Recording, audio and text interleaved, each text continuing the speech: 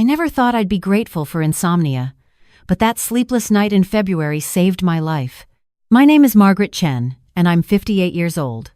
I built Chen's Garden from a single restaurant in Chinatown to a chain of 7 locations across the Bay Area. My late husband Thomas and I poured everything into that business. When he died 4 years ago, I thought I'd lost my anchor, but I had my daughter Emily, and I had David, Thomas's son from his first marriage. They were my reasons to keep going. David was 35, a corporate attorney in the city. Even though he was technically my stepson, he'd been part of my life since he was 12. After his mother passed, Thomas and I got married, and I tried my best to be the mother David needed. We weren't perfect, but we loved each other. When Emily was born 3 years later, David never showed an ounce of jealousy. He adored his little sister. Emily was my pride and joy. At 28, she just made junior partner at her marketing firm. Smart, beautiful, kind.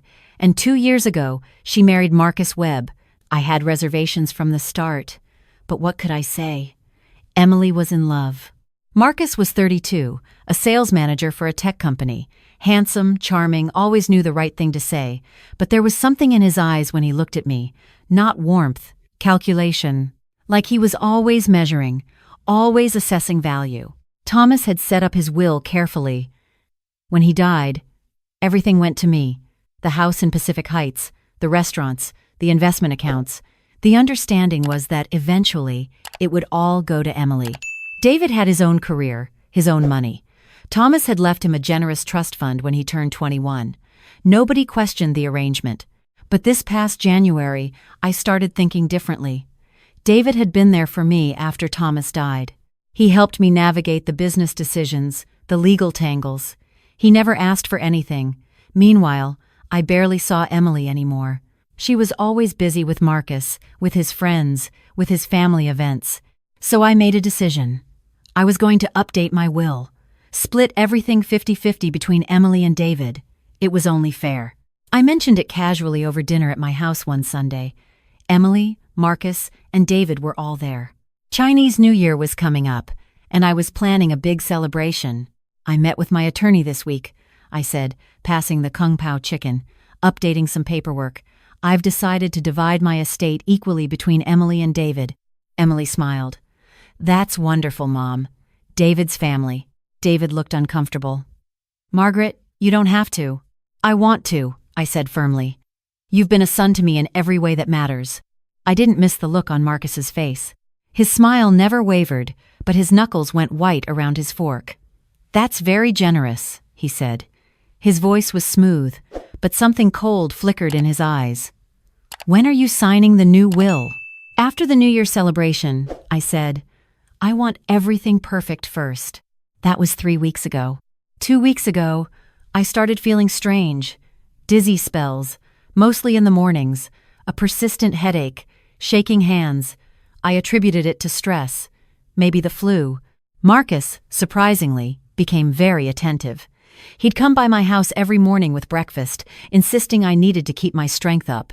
You're working too hard, Margaret, he'd say, setting down a plate of eggs and toast. Let me take care of you.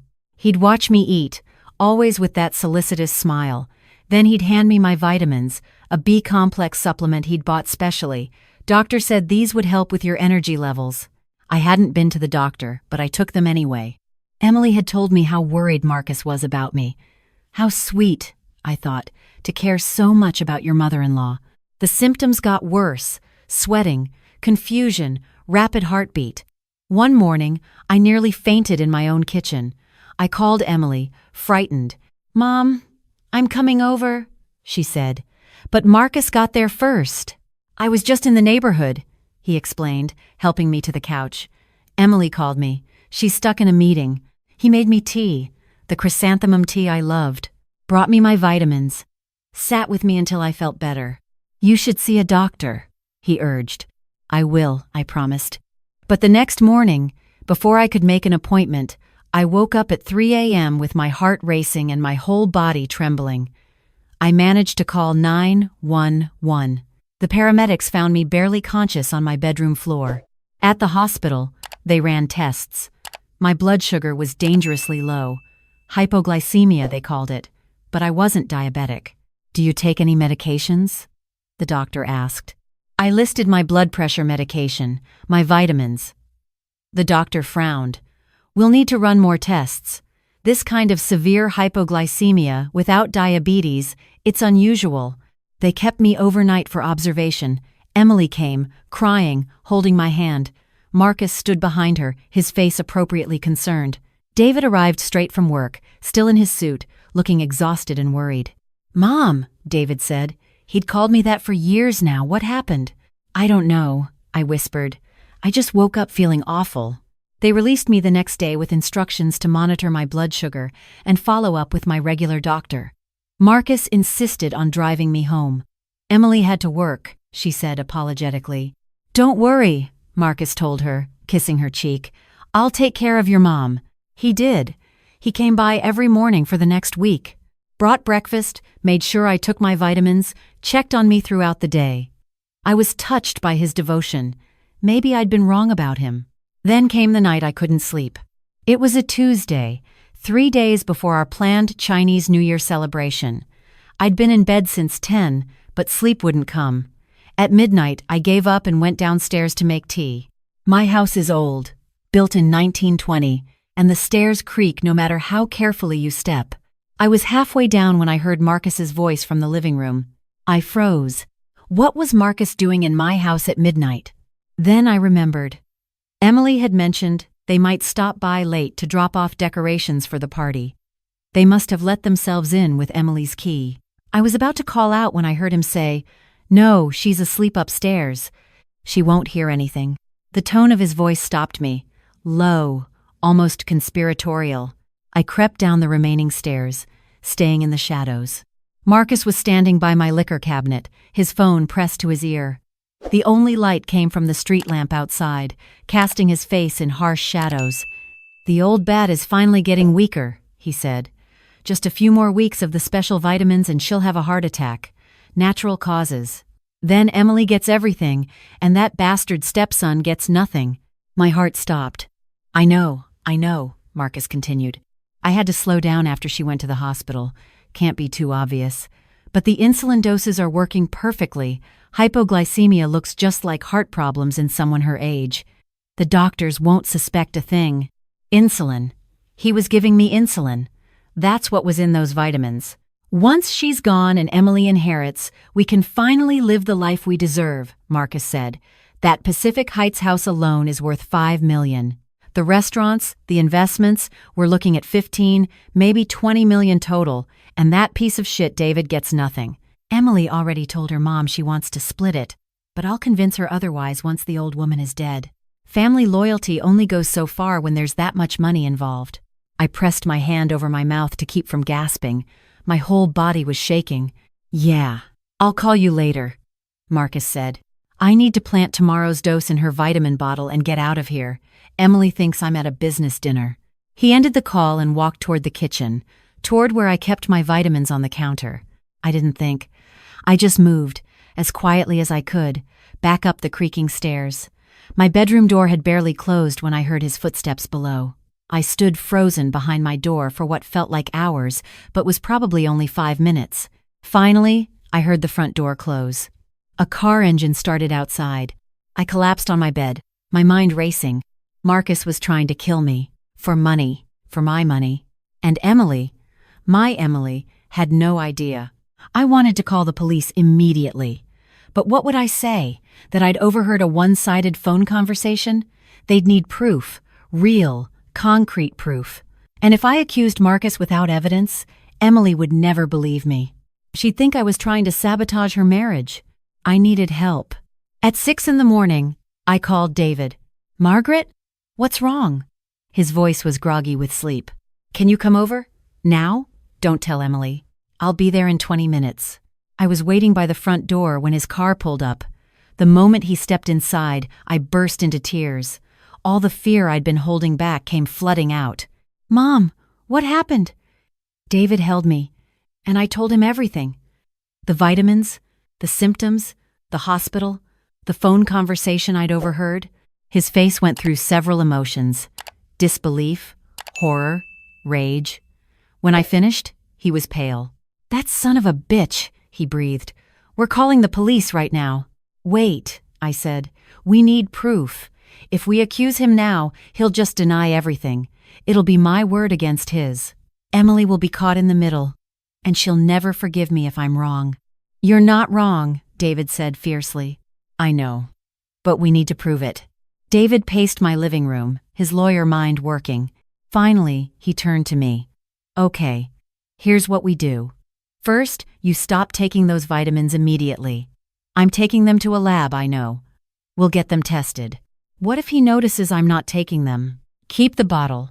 Throw the pills away and replace them with actual B-complex. I'll buy some that look similar." He pulled out his phone, already typing. "Second, we need cameras. Hidden cameras. If he's been letting himself in to tamper with your vitamins, we'll catch him." "Emily has a key," I said quietly. "He must be using hers." David's jaw clenched. "That bastard." "Okay, I'll have cameras installed today. My firm uses a security company for sensitive cases. They'll have everything set up by tonight." "What do I do in the meantime?" "Act normal. If Marcus comes by, pretend everything's fine. Take the fake vitamins in front of him if you have to. We need him to think his plan is working." I nodded, feeling steadier now that I had an ally. "And after we have proof? Then we go to the police. And we make sure that son of a bitch never sees the outside of a prison cell." The security team arrived at noon, dressed as cable technicians. Within 2 hours, my house had 5 hidden cameras, one in the kitchen, one in the living room, one in the hallway, one covering the front door, and one in my bedroom. Everything fed to a cloud server that David could access from his phone. "I've already got the feed," he said, showing me his phone screen. "I can watch from anywhere. If he shows up, I'll know." The vitamins came back from the lab 3 days later, the morning of Chinese New Year. David called me from his car. "Insulin," he said, his voice tight with anger. "Enough in each pill to cause severe hypoglycemia in a non-diabetic. If you'd kept taking these, Margaret, you would have died. The lab tech said another week, maybe 2, and your body would have shut down. They'd have called it heart failure." I sat down heavily at my kitchen table. Hearing the confirmation made it real in a way it hadn't been before. "What now?" I asked. "Now we wait for the party tonight. You invited 20 people, right?" 22.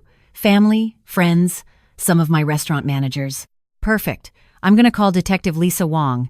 She's with the SFPD, handles fraud and attempted murder cases. I've worked with her before. She'll come tonight, plain clothes, as a guest.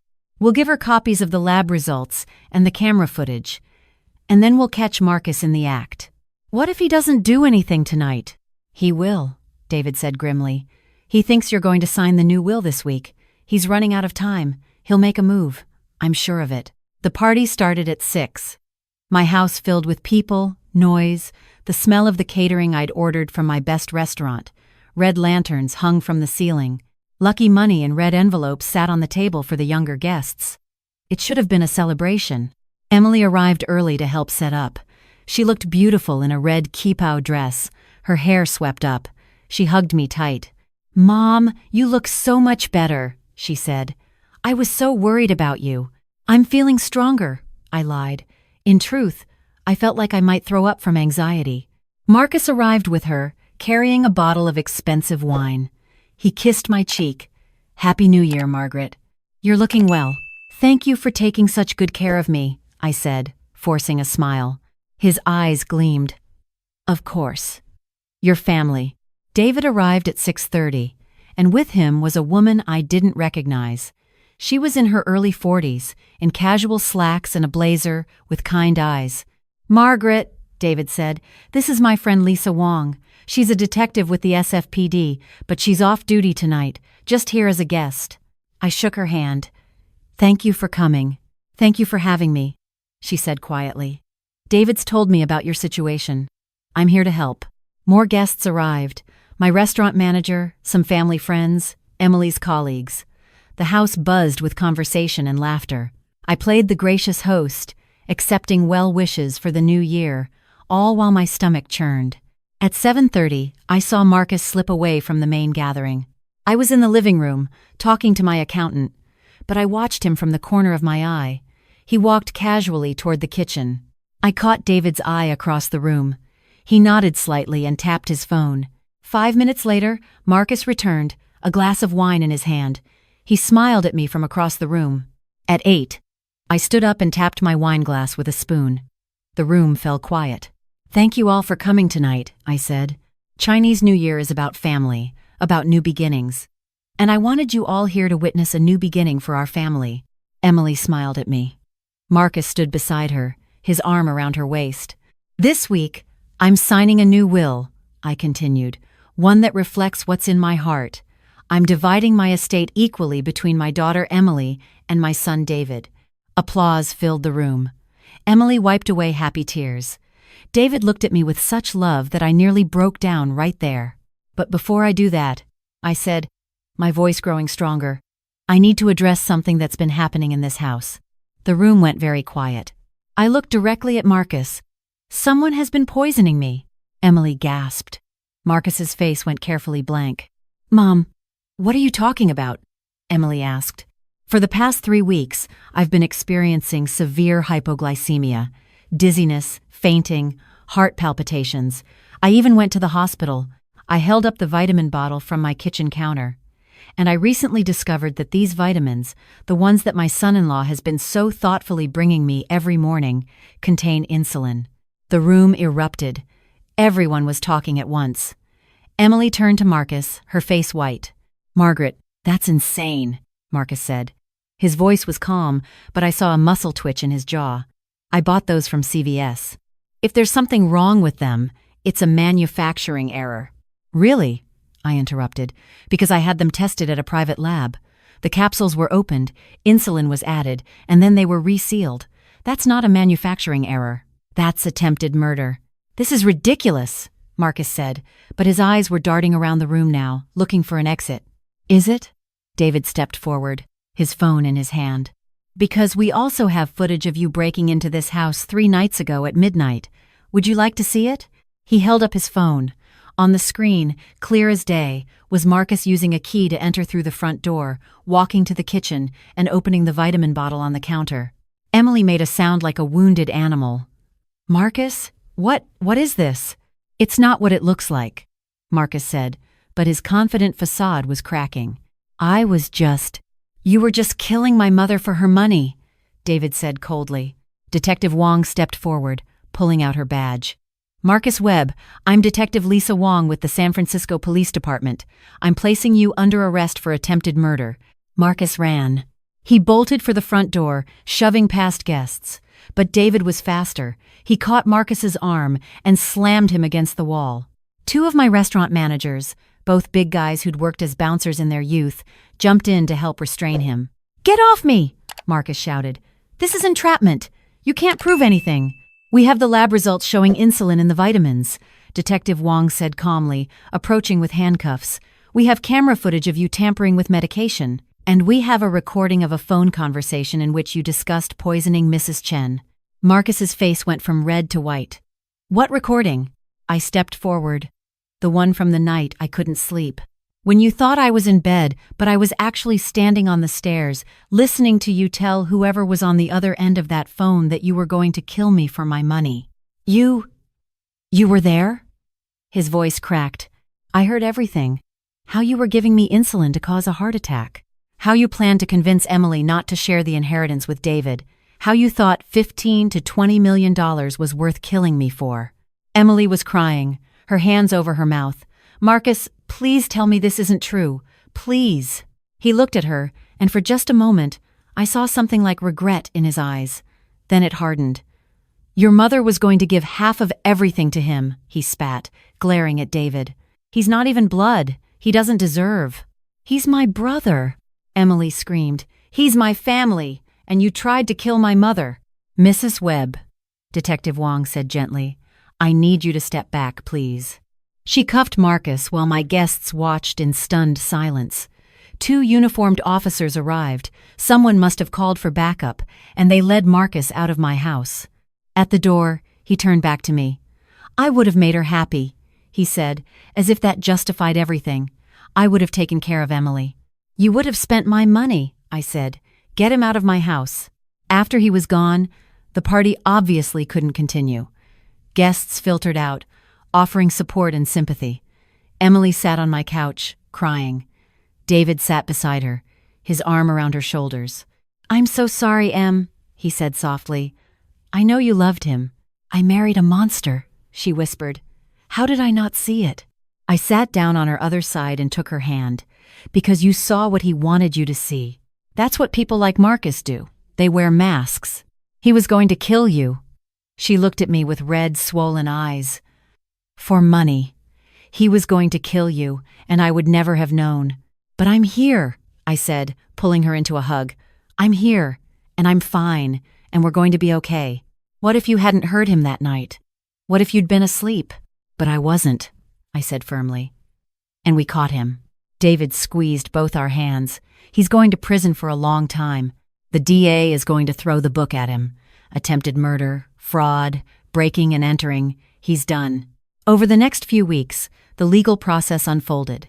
The evidence was overwhelming. The lab results, the camera footage, my testimony about the overheard phone conversation. Marcus's attorney tried to make a deal, but the DA refused. This was too serious. Emily filed for divorce immediately. She moved back into my house temporarily, and I was grateful for her presence. We talked for hours, working through her grief and betrayal. David came by almost every night, and slowly, we began to heal. The trial was set for September. Marcus was denied bail, too much of a flight risk. He'd tried to flee once already, the prosecutor argued successfully. He would wait in jail. In April, Emily and I visited David at his office downtown. We had something to tell him.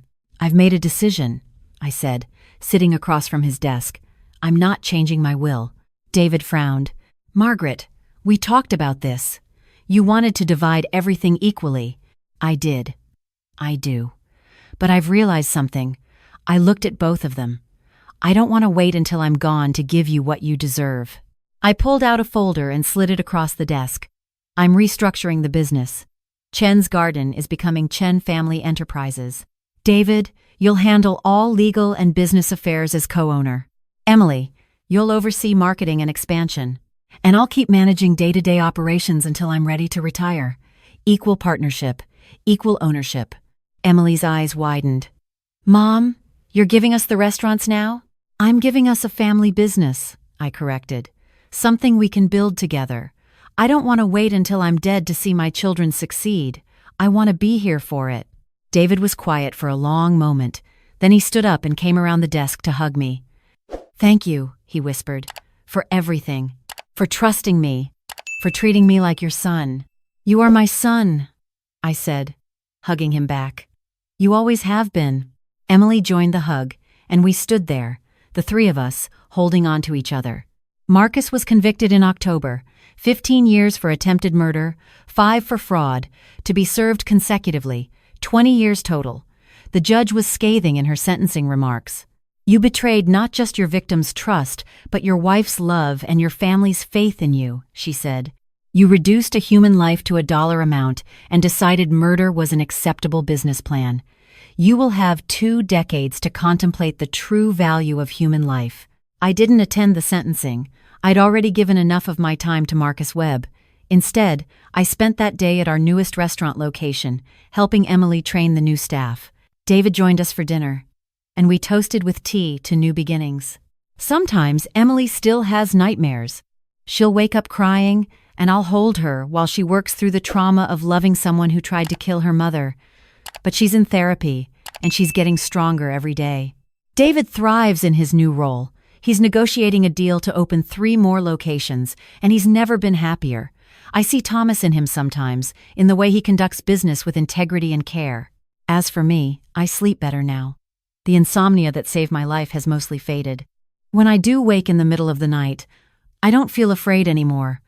I get up, make tea, and sit in my kitchen, grateful for every quiet moment. I think about how close I came to dying.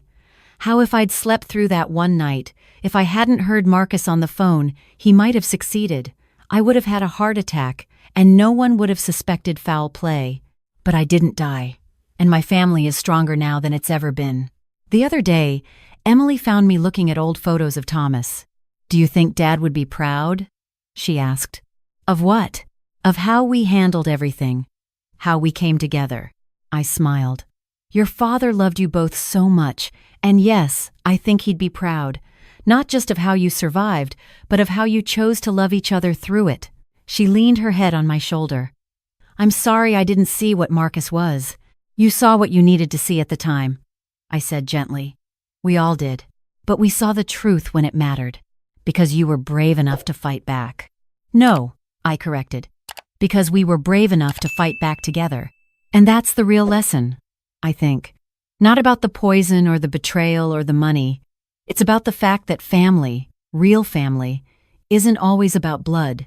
It's about who shows up, who stands beside you when everything falls apart, who helps you carry the weight when it's too heavy to bear alone. David was my stepson, but he was also the person who believed me when I needed someone most, who helped me build a case, who stood between me and danger without hesitation. That's family. Emily was devastated by betrayal, but she chose healing over bitterness. She chose to rebuild. She chose to love again, carefully but fully. That's strength. And me? I learned that being vulnerable doesn't mean being weak. Asking for help isn't giving up. And sometimes, the things that save you are the things you can't control. Insomnia. Coincidence. A creaky stair. I'm 61 now. The business is thriving. My children are happy. And every morning, I wake up grateful not just to be alive, but to have the people I love around me. Sometimes I think about Marcus, in his prison cell, contemplating what he lost. 20 years of his life, gone. For what? Money he never got to spend, a life he never got to live. I almost pity him. Almost. But mostly, I just feel grateful that I'm here, and he's not. The other night, we had dinner at my house, Emily, David, and me. We ate takeout from our newest restaurant and talked about expansion plans. David made a joke. Emily laughed. And for a moment, it was just us. Just family. I love you both, I said suddenly. They looked at me, surprised. I know, Emily said, smiling. We love you too, Mom. I just wanted to say it, I said, because you never know how much time you have, and I want to make sure you know. David raised his glass of wine. To family, he said. To family, Emily echoed. To family, I agreed. We clinked glasses, and in that moment, I felt Thomas's presence, like he was there with us, smiling, proud of the family we'd built and rebuilt. Life isn't always fair. Sometimes people you trust betray you. Sometimes the person sleeping beside you is planning your death. Sometimes the world is cruel and random and terrifying. But sometimes, you get lucky. You wake up at the right moment. You have the right people in your corner. You fight back and you win. And sometimes, just sometimes, you get a second chance. I'm not wasting mine.